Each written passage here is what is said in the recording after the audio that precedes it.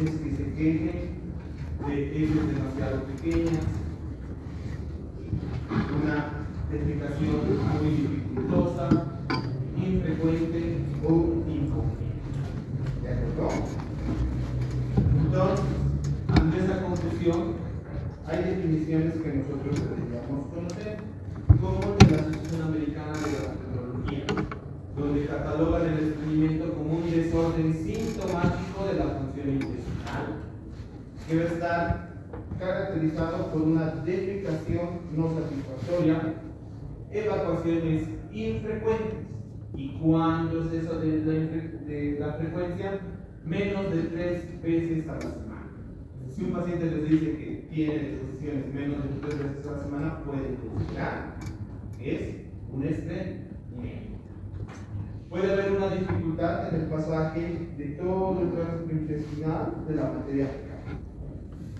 Aún así, como les he mencionado antes, al paciente no puede decirte que no hace 3 veces a la semana. Puede decirte que él siente que defeca, pero no completamente, que hace maniobras para sacar las heces fecales. Entonces, por eso hay otra definición de la Fundación de Roma, donde primero que nada va a haber un tipo de estreñimiento que va a pertenecer a los trastornos de la alteración de intestino esférico, o sea, un trastorno funcional intestinal. El paciente puede referirse que hay una defecación dificultosa, una defecación infrecuente, donde ya metemos lo de menos de 3 veces a la semana, o una defecación incompleta. ¿De acuerdo? Según una encuesta que ha hecho Roma, lo que los pacientes se quejan es más de esto. En un 79% de los casos dicen que hacen mucho esfuerzo al defecar. Un 71% que hay una materia fecal dura. Un 62% que se siente con un desconfort abdominal. Un 57% o hay una distensión o las evacuaciones son infrecuentes. ¿Ya? Y un 54% que las evacuaciones son incompletas. Entonces, ¿cómo vamos a definir nosotros el estreñimiento? Como aquella sensación o trastorno donde haya todo esto. No solamente nos vamos a basar en la regla. ¿Cómo vamos a definir estreñimiento funcional o constipación funcional? De acuerdo a los criterios de Roma. Y como Roma tiene criterios diagnósticos, ¿qué vamos a tener que hacer? Tiene que cumplir 2 o más de los siguientes criterios: esfuerzo excesivo en al menos el 25% de las deposiciones, heces duras tipo Bristol 1 y 2, ¿ya? En al menos el 25% de las deposiciones, sensación de evacuación incompleta en al menos el 25% de las deposiciones, sensación de obstrucción o bloqueo anal rectal al menos en el 25% de las deposiciones, que utilicen maniobras manuales para facilitar la defecación, ya pueden ser rectales o vaginales en al menos el 25% de las deposiciones y menos de 3 deposiciones espontáneas completas a la semana. Entonces, 2 o más de cualquiera de las que les he mencionado. Si hay esas líquidas son raras, a menos a que el paciente refiera uso de laxantes, y estos pacientes no deberían tener criterios suficientes para SII, síndrome del intestino. Algo que también menciona Roma, que si el paciente tiene esto y tiene dolor, ya no es estreñimiento funcional. ¿Qué es? Síndrome del intestino irritable tipo estreñimiento. Porque no se olviden que el dolor es el síntoma primordial en el zapato. Obviamente, como les he mencionado, tiene que ser un trastorno crónico. Esta sintomatología tiene que estar presente los últimos 3 meses y tiene que haber empezado 6 meses antes de los normales. ¿De acuerdo? La epidemiología del estreñimiento crónico habla de que tiene una prevalencia mundial del 14%, que afecta generalmente a personas mayor de edad y más del sexo femenino en una relación sexual, que está relacionado a un menor nivel socioeconómico, a un menor consumo de una dieta con fibra o de líquidos y al sedentarismo y a la obesidad.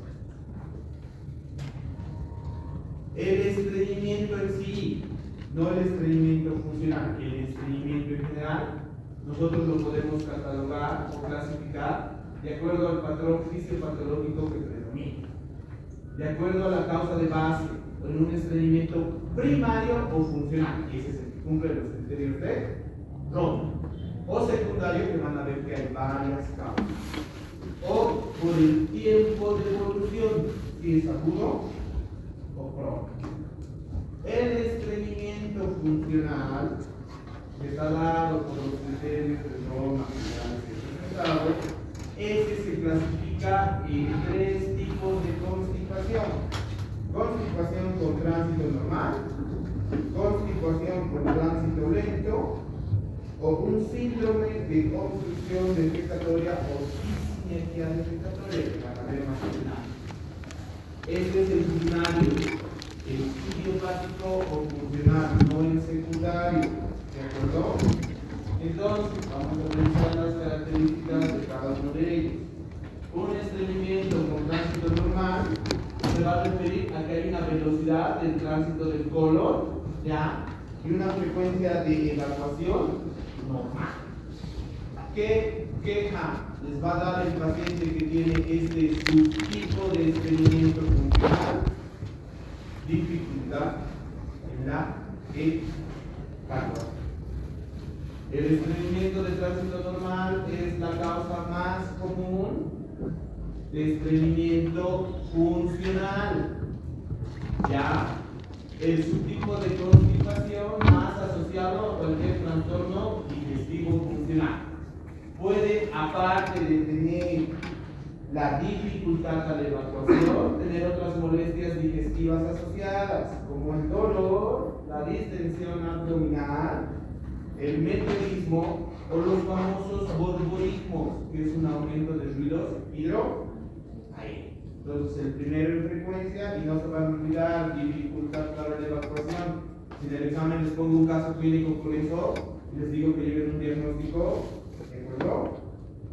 En este estreñimiento de tránsito normal, va a haber una sensación rectal disminuida, eso se llama hiposensibilidad. Y va a haber una confianza aumentada, eso es hipersensibilidad.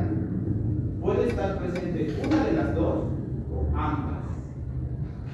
Y esto se ve cuando tenemos esto: 2 más 3, digo 2 más 1, estrés psicosocial. Si su paciente tiene psicosocial, si su paciente tiene estrés, lo que les he dicho, va a tener un estreñimiento funcional de tipo tránsito normal. ¿De acuerdo? Vamos a revisar el siguiente, el de tránsito lento. Obviamente aquí va a haber un retardo del paso de la materia fecal a través de todo lo que es el colon. ¿De qué se va a quejar el paciente? Defecación infrecuente, menos de 3 deposiciones a la semana. Ahí sí entra, ¿se dan cuenta? Aquí normalmente se habla de que puede existir una incoordinación en la actividad motora del intestino. Puede llegar a haber una alteración en el número de neuronas del plexo mientérico, una disminución de las ondas propulsivas, una disminución del volumen de las células de Cajal, una disminución de las células endógenas, que son importantes para regular el ritmo eléctrico basal del colon. ¿De acuerdo? Los casos severos de estreñimiento funcional tipo tránsito lento son conocidos como inercia colónica.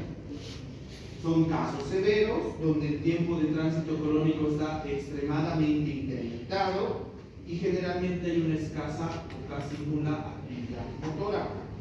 Esto se puede ver en mujeres jóvenes, tienen una etiología no conocida y hay una alteración del plexo mientérico y de los diferentes neurotransmisores. Podemos tener retención ya del 20% de marcadores radiopáticos que nosotros pedimos en un tránsito colónico. Es un estudio que van a ver más adelante. El tercero, el síndrome de obstrucción defecatoria o un síndrome de obstrucción de tránsito defecatorio o la discinesia defecatoria. Este trastorno amplía el número de patologías incluye patologías del piso pelviano, donde también hay trastornos de este tipo. No solamente va a incluir alteraciones funcionales, también ya va a incluir alteraciones orgánicas. Es decir, aquí vamos a tener tanto causas de constipación funcional como causas de constipación secundaria. ¿De qué se va a quejar el paciente con este tipo de subtipo de estreñimiento funcional? Esfuerzo defecatorio severo. Ya tengo 3 preguntas que puedo hacerlo, solamente variando esta terminología. ¿Se dan cuenta? ¿Qué pasa en este estreñimiento? Hay una inhabilidad en la coordinación muscular, es decir, la pared del abdomen, la pared, los músculos de la región rectonal y los músculos del piso pelviano no se coordinan, lo que lleva a un defecto en el vaciado rectal. Este es el segundo tipo en frecuencia más común de los trastornos de estreñimiento funcional. ¿Ok? Como hemos dicho que puede incluir otro tipo de trastornos, vamos a mencionar los más comunes. Puede haber una unión rectosimoidea hiperactiva, una motilidad anorrectal anormal, una contracción paradotal del esfínter anal externo, una relajación anal inadecuada o un descenso del perineo. Puede haber alteraciones en la estructura, que haya otro tipo de patologías que no son funcionales, el megarecto, las invaginaciones, los sigmoidoceles o los famosos prolapsos rectales.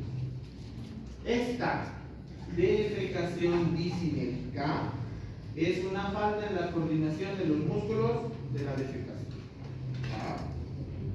Se considera que va a ser más frecuente en pacientes que tengan trastornos del comportamiento adquirido, años de malos hábitos evacuatorios, o sea que no hayan aprendido a defecar, o que hayan tenido deposiciones con ¿ok?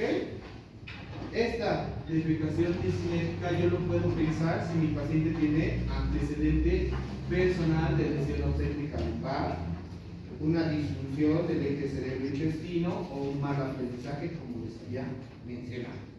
Va a haber una disfunción del piso pelviano, una dificultad para hacer progresar las heces desde la región rectosigmoidea hasta el ano. ¿De acuerdo? Trastorno digestivo funcional, estreñimiento funcional, estreñimiento primario o idiopático. 3 subtipos. El estreñimiento en general tiene también causas secundarias. Dentro de las causas secundarias, si no es un trastorno del eje intestino-cerebro, tengo que averiguar que si mi paciente consume analgésicos, AINES y especialmente opioides. Si consume antihipertensivos, diuréticos, bloqueantes de canales de calcio, antidepresivos, antihistamínicos, antiparkinson. Son patologías en las que se da cuenta, nosotros tal vez no vamos a poder suspender la medicación, pero al suspender esta se corrige el estreñimiento secundario. ¿Ok? Tenemos que ver enfermedades metabólicas, diabetes, hipotiroidismo, hiperparatiroidismo y alteraciones hidroelectrolíticas en calcio, en magnesio y en potasio. Tenemos que ver neuropatías, neuropatía autónoma, la enfermedad de Hirschsprung, que es el megacolon congénito, que van a llevar ya en cirugía, por eso yo no he puesto el tema de megacolon. La amiloidosis y la lesión en el sistema nervioso central. Aquí nosotros podríamos incluir el megacolon ya. Clásico. ¿No? Y a otras condiciones, a Parkinson, a síndromes paraneoplásicos, a desórdenes alimentarios, a presencia de tumores, a la pseudo-obstrucción intestinal o síndrome de Ogilvy, ¿ya? Ogilvy. Y a una dieta muy reducida o muy baja en fibras y muy alta en proteínas. ¿Listo? Aquí hay otra clasificación que les puedo orientar a causas de estreñimiento secundario. Falla en la dieta, enfermedades anorrectales colónicas específicas, alteración de la motilidad, alteraciones ciliares. Los fármacos, que por favor no olvidemos de preguntar, trastornos neurológicos, aquí les pongo el Hirschsprung, Chagas adquirido y enfermedades endocrino-metabólicas. Ya sabiendo eso, ¿ustedes cómo hacen el acercamiento en esos pacientes? Como siempre, en toda patología, una anamnesis. Primero ve si es un estreñimiento funcional o secundario. ¿Qué tengo que hacer? Tengo que ver si cumple los criterios de Roma 4. Tengo que ver la escala de Bristol. ¿Será un Bristol 1, 2? ¿Será un Bristol 5, 6? ¿Será si es Bristol 5, 6 el estreñimiento? No, el tiempo de evolución del cuadro, la dificultad por el esfuerzo defecatorio, el número de deposiciones a la semana y si usa maniobras rectales o vaginales. Ya, para que se recuerden, clasificación de Bristol 1, 2, estreñimiento 6 y 7, diarrea 3 y 4, normal 5, algunos dicen normal y otros dicen que incluimos en estreñimiento. La última doctorita, por favor, me lo cierras la puerta. Ahora sí ya. Segundo, en anamnesis, ¿qué tengo que buscar como en todo trastorno funcional? Datos de alarma. Si mi paciente tiene hemorragia digestiva baja, si hay alternancia evacuatoria, ya los estreñimientos, hay periodos de diarrea y estreñimiento. Pérdida de peso involuntario, anemia, antecedente familiar de cáncer de colon y antecedente familiar de enfermedad inflamatoria intestinal. ¿Qué más tengo que hacer en la anamnesis? Les vuelvo a repetir, les toco varias veces esto para que no se olviden. Tal vez en el examen pongo algún medicamento o algo y no está en la lista o está. Entonces tengo que preguntar si consume medicamentos que puedan provocar. Después de hacer la anamnesis hago el examen físico. Y en el examen físico, ¿qué no puedo olvidar, doctores? El tacto rectal. No se olviden que en el tacto rectal hago una inspección anal y anal, ver si no hay alguna obstrucción real.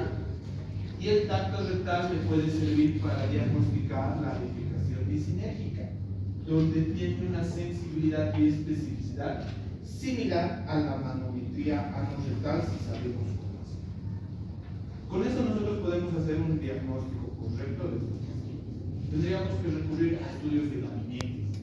Inicialmente, un examen de sangre, una glicemia, un perfil renal, electrolitos que incluye ácido y calcio y fósforo.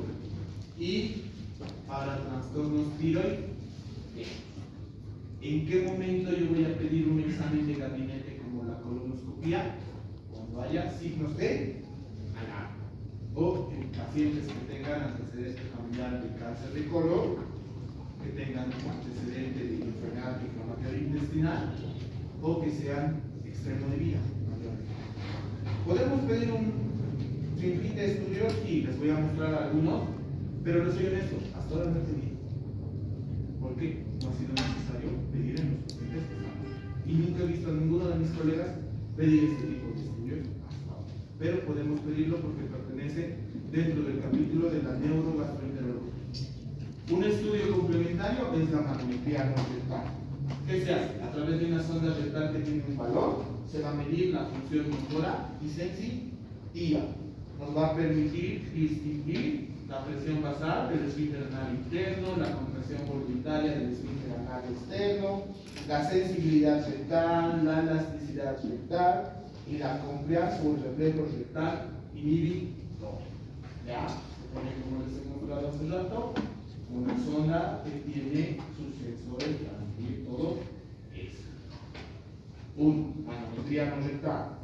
Abajo en un esquemita van a ver el caso. La manometría no rectal nos va a ayudar al diagnóstico de la defecación disinérgica. De acuerdo a la manometría anorrectal de alta resolución, vamos a tener 4 subtipos y nos va a permitir valorar las anormalidades a nivel de la función anorrectal, la contracción para bajar al tubo, es decir, el paciente que puja pero no puede descender la materia fecal, o la falta de relajación. Otro test que pedimos en el diagnóstico de estreñimiento, el test de exclusión de valor. Se da cuenta, se mete el valor, ya, y se le pide al paciente que puje para expulsar el valor. Es normal cuando es menos de un minuto, ¿ya? Si es más de un minuto hay una incapacidad para la expulsión del balón, igual nos sirve para defecación disinética o trastorno de obstrucción al tracto de salida de colon. No puede diferenciar si esa patología, como han visto, va a ser funcional o va a ser alteración estructural. El siguiente, el que les mencionaba, el tránsito colónico. En este caso, vamos a darle al paciente a que tome marcadores. Va a haber un total de 24 marcadores. Se toman radiografías de control, ¿ya? Se toman radiografías al segundo día y al quinto día. Al quinto día lo normal es que haya menos de 5 marcadores en la parte de colon. Si hay más de esos 5 marcadores, el paciente tiene un Siguiente estudio que podríamos solicitar, el de fecograma, que puede ser a través de resonancia o a través de radiografía. Entonces puede ser con contraste de bario o por resonancia magnética natural. La ventaja del fecograma es que nos va a brindar datos de la función, pero también de la anatomía. ¿Qué nos va a decir? Cómo está la apertura del ángulo anofectal, cómo está la capacidad de vaciado rectal, cómo está el descenso del piso pélvico, si hay presencia de alteraciones estructurales como retrocede, prolapso o intusección. ¿Qué más puedo pedir a estos pacientes? Un test de cápsula endoscópica que se toma una pastillita, tienes un sensor y te va a permitir medir la presión, el pH, el nivel de colon, la temperatura y especialmente el tiempo de permanencia. Entonces, ¿qué hacer con estos pacientes? Esto es lo más importante y también de aquí puede derivar algunas de sus preguntas. Le hago la anamnesis y el examen físico. Considero la evaluación anatómica de colon y exámenes básicos de sangre. Lo primero que voy a hacer, como van a ver más adelante, es la terapia con fibra y laxante. Si no hay una buena respuesta, recién pido los estudios. Manometría no rectal, test de exclusión, evaluación. Si es normal, pido un tránsito colónico. Si es lento, es una constipación de tránsito lento. Si es normal, es una constipación de tránsito normal. Si la manometría y el test de valor no es concluyente, pido DFECO. Si es normal, tránsito colónico, sí, flujograma. Si es anormal, es un trastorno DF, ¿ya? Y si la manometría es anormal, ya es un trastorno DF14, ¿vale? ¿Por qué yo no he llegado a pedir todavía estos? Porque primero tengo que hacer una terapia. Y si mi paciente responde dentro de los 6 meses con esta terapia, no necesito evaluar si no tiene datos de alarma, como les explico. ¿Listo? Perfecto. ¿Qué tienen que saber ustedes? Tratamiento. ¿Qué es lo primero que hacemos? Reeducación del hábito intestinal. No se olviden que hay variaciones del hábito, ¿ya?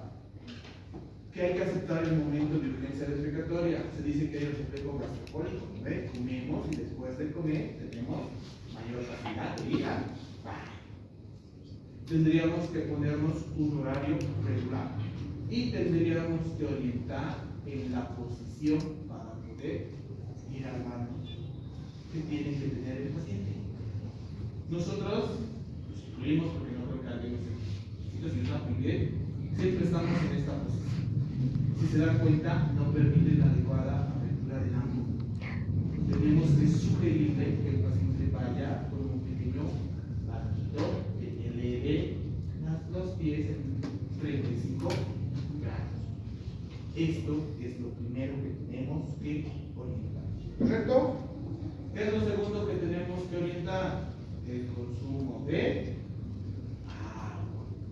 Aunque hay muchos que están reticentes de esta parte, dicen que no tienen que ver ni el consumo de agua, ni el consumo de fibra, la medicina basada en la evidencia dice lo contrario. Entonces los pacientes tendrían que tener un ingreso mayor a 2 litros al día. Tercero, orientación higiénico-dietética. Puedes usar fibra vegetal, tanto soluble como la insoluble, pero la soluble ha tenido mayor utilidad que la insoluble. La dosis de aporte de fibra vegetal en el día debería ser 25 a 30 gramos. ¿Qué permite la fibra? Heces más blandas, aumento del volumen fecal, normaliza el tiempo de tránsito intestinal y mejora la microbiota. Cuarto, ejercicio físico. Y aquí les pongo un interrogante. ¿Quiénes son fanáticos de fútbol?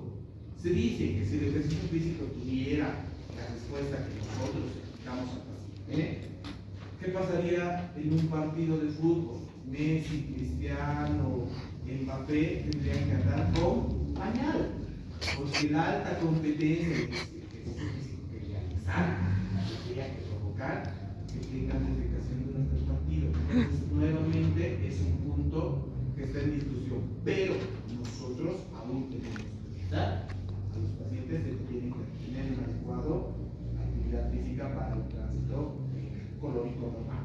¿Listo? Ya sabiendo eso, vamos a medicamentos. ¿Qué vamos a usar? Primera opción, formadores de bolo, polisacáridos no absorbibles. ¿Qué hacen estos? Aumentan el bolo fecal, el diámetro, aumentan la absorción a nivel del intestino, entonces impiden que haya diarrea, mejoran el microbioma, disminuyen el tiempo de tránsito intestinal. ¿Cuánto tendríamos que usar de este tipo de medicamentos? 10 a 15 gramos al día. Disminuye el esfuerzo defecatorio, por si acaso. ¿Qué polisacáridos no absorbibles tendríamos en el medio para usar? El psyllium, el plántano de vaca, la metilcelulosa. ¿Ya? Es fibra. Mención especial, la fibra también se lo puede usar en casos de diarrea para estimular. ¿Ok? Entonces, la dosis del psyllium, 20 a 30 gramos al día, 2 o hasta 4 veces al día. El psyllium es un tipo de fibra soluble, tiene mayor utilidad sobre el salvado de trigo, que es un tipo de fibra insoluble, pero ambos son válidos en el primer tratamiento que podemos ofrecer a este paciente. Vamos a otro medicamento, las sales de lutitato de sodio y de calcio. ¿Qué hacen esto? Son surfactantes aniónicos, tensoactivos, es decir, disminuyen la tensión superficial, permiten una mezcla mejor de las sales acuosas y las grasas. En pocas palabras, son ablandadores fecales.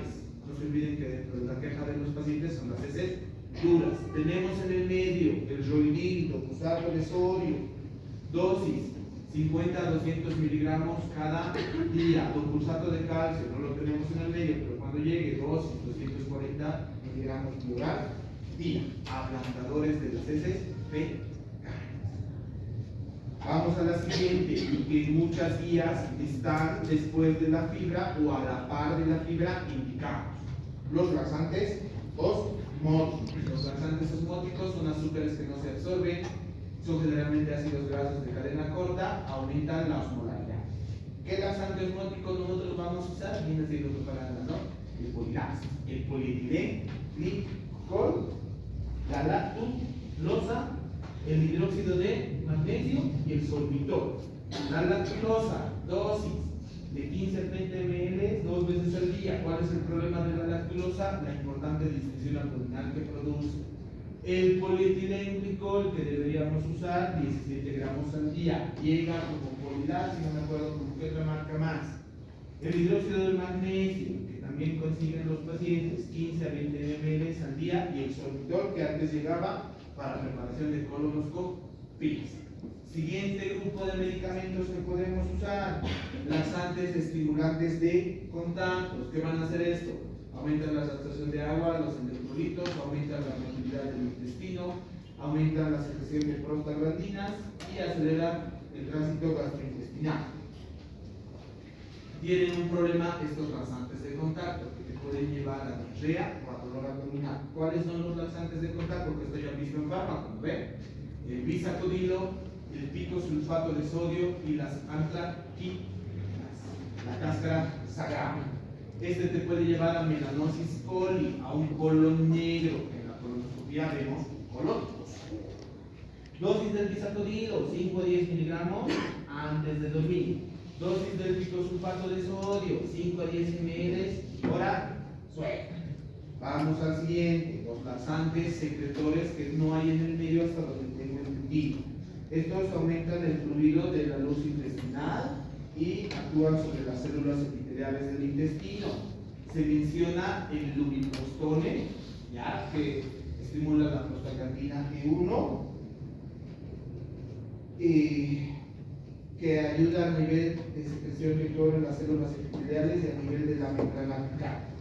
No lo tenemos en el medio, este lubiprostone. Siguiente, laxantes secretores, los famosos secretagogos. Elimina lo que dice un péptido de 14 aminoácidos, ya actúa a nivel de la guaninato ciclasa, aumenta la cantidad de guanosina, monofosfato, cíclico. En pocas palabras, aumenta el tránsito gastrointestinal. Dosis 145 a 290 microgramos día. Hasta donde es revisado, no lo tenemos en el medio. ¿Cuál es el problema de estos secretagogos? Que te llevan a diarrea, te llevan a dolor y te llevan a flatulencias. Otro secretagogo que están ya usando en otros medios es el plecanatide, de 16 aminoácidos, está en fase de estudio y se usaría 3 miligramos al día. Siguiente, prokinéticos, que yo lo he titulado como laxantes, pero ya saben lo que hace un prokinético, ¿ve? Mejora todo del esfínter esofágico, aumenta o acelera demasiado y acelera el tránsito intestinal. Entonces estos prokinéticos actúan a nivel de los receptores de la serotonina, este receptor, mejoran la contracción peristáltica, tienen un efecto sobre la propulsión de la materia fecal. Legalmente, muchos guías, muchos consensos dicen que podríamos usar cualquier tipo de prokinético porque tienen ese efecto que les he mencionado. Pero el que se menciona en las guías es la prucaloprida, que hay en el medio, que podemos usar dosis de 1 a 2 miligramos al día. Lo que nos piden es descartar que tu paciente tenga megacolon adquirido o megacolon chagásico, porque no va a tener dónde hacer efecto. Si falla eso, tendríamos que recurrir a la cirugía. Hay varias técnicas de cirugía que seguro les van a sacar la mugre en su siguiente o en su último rol. Nosotros indicamos cirugía en los pacientes con constipación o con estreñimiento cuando hay refractariedad al tratamiento, cuando la sintomatología es discapacitante o cuando hay una mala calidad. Los cirujanos dicen que solo deberían operar a estos pacientes cuando hay una pandismotilidad, o sea, todo el tránsito gastrointestinal está bien.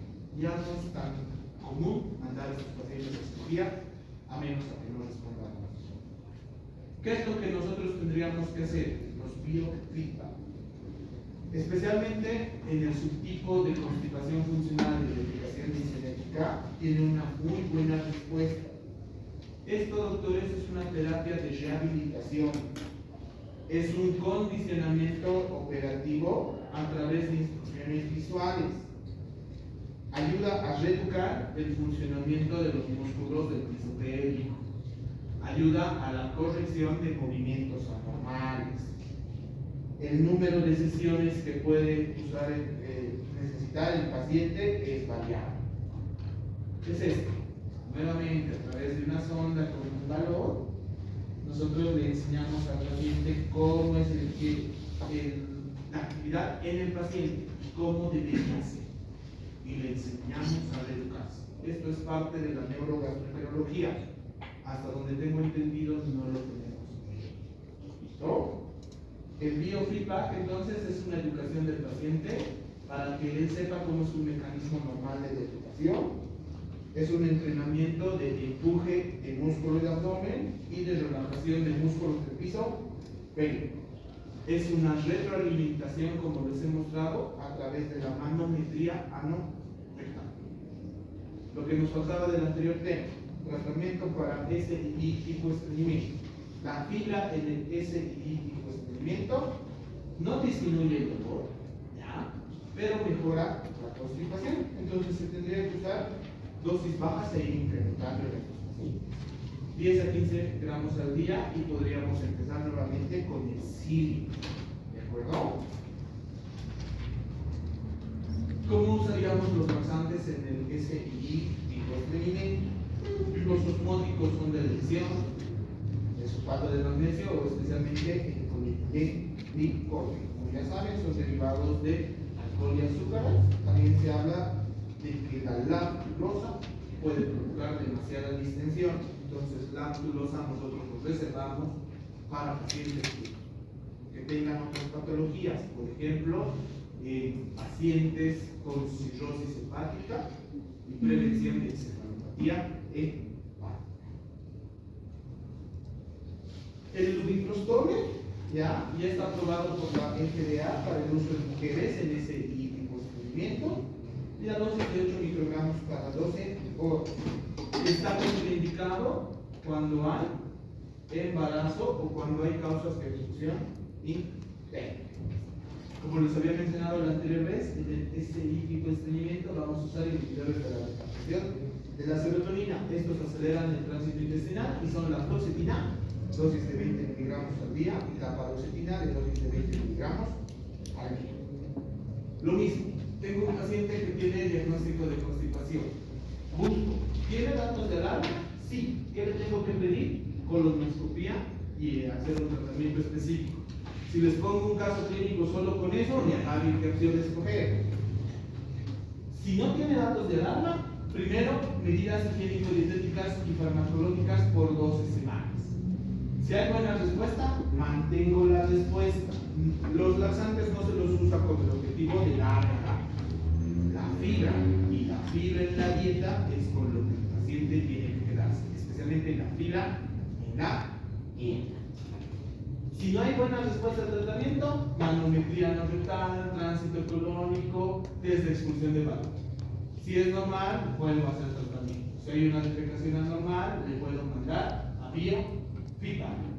Si hay fracaso del biofeedback, recién considero el tratamiento y si en estos estudios me dice que es un subtipo de tránsito lento, uso laxantes. Y lo mismo, si hay fracaso, me voy a tratamiento y entendido después, dos patologías importantes: los trastornos funcionales gastrointestinales o alteraciones del eje intestino-cerebro, y la constipación, que hay la primaria, que es trastorno funcional, y hay causas secundarias. ¿Ok? Mis preguntas van a salir de lo que les he explicado. Puede ser de los diagramas que les he ido mostrando, puede ser de los criterios de Roma, si cumple criterios para SI o para constipación funcional, puede ser para los subtipos de constipación.